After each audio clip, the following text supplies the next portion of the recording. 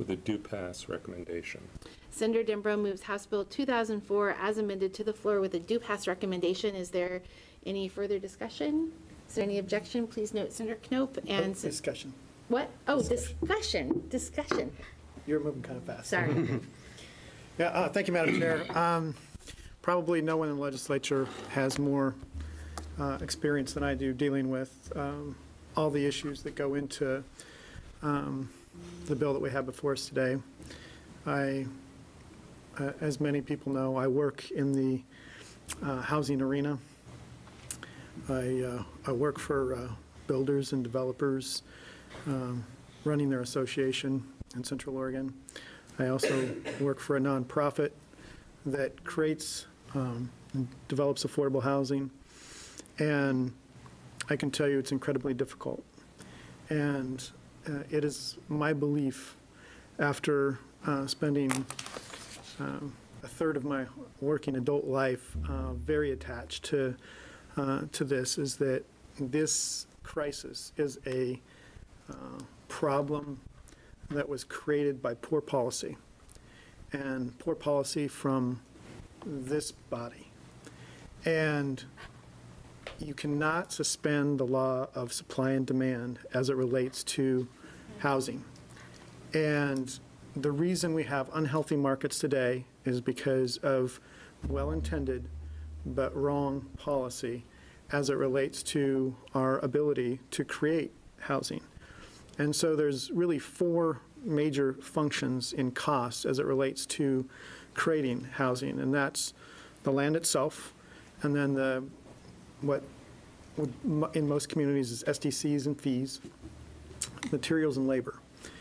And the only real issues that this particular body could have impact on is the cost of the land and SDCs and fees.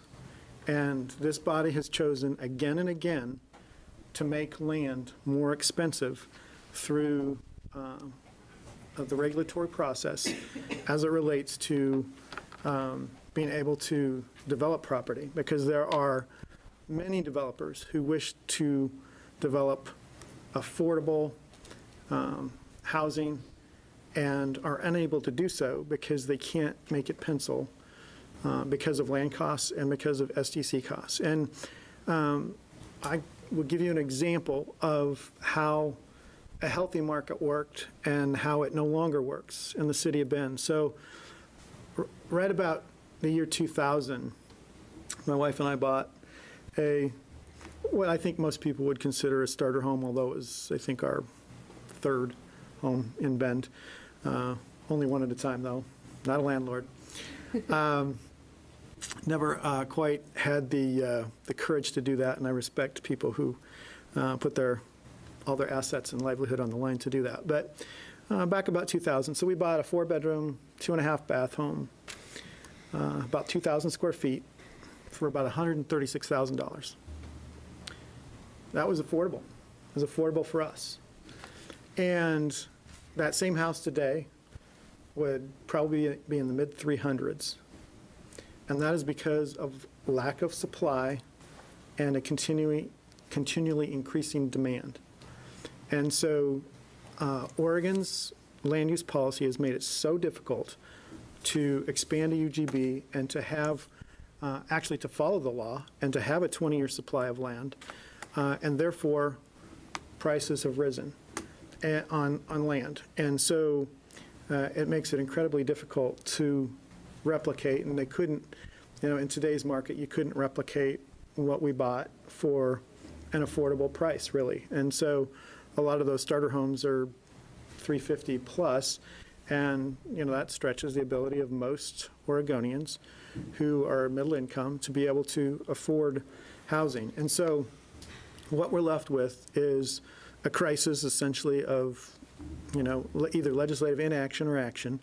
And House Bill 2004, although I believe it's well-intended, and the amendments are better than the original bill, but it's already had a negative impact on our community, because I've been contacted by many rental owners who have put their house, they just said enough.